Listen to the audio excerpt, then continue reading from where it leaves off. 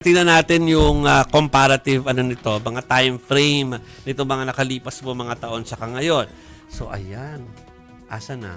Ayan. Oh.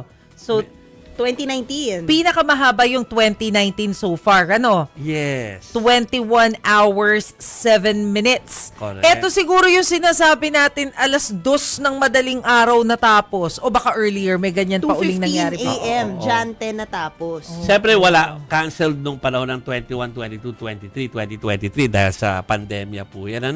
Tapos nung bumalik siya, parang kumonte dahil 14 hours lang, so mas Yes, mabilis. yes. Pero last year, 20 hours po. So tingnan natin, mukhang lalampas sa 20 hours ngayon. Oo. Itong So, 2026. almost 1:30 ng madaling araw pala natapos nung nakaraang taon. Yes. Ay, tingnan natin ngayon Mm-mm. kung gaano katagal yung aabutin nitong traslasyon. Correct. Pero sana yung mga senior citizens especially na nagpunta dyan, hindi nyo nakalimutan yung inyong mga maintenance Oo. para hindi kayo maatake. Ma-share ko lang, may kinukwento kasi si Prof. Xiao Chua, historian, na dyan pala dahil nga binabawal daw yung mga basurahan as much as possible dahil pwedeng matake advantage ng mga security loob. threat, masasamang loob. Ang ginagawa daw, kumukuha daw pala sila ng mga deboto, ng mga MMDA.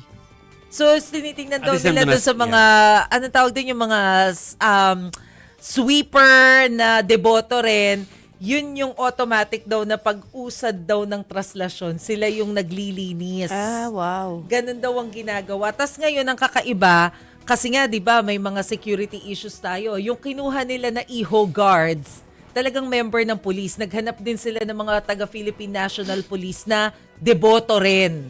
Para yun daw yung mga kakaiba na ginawa ngayong taong ito. Yes.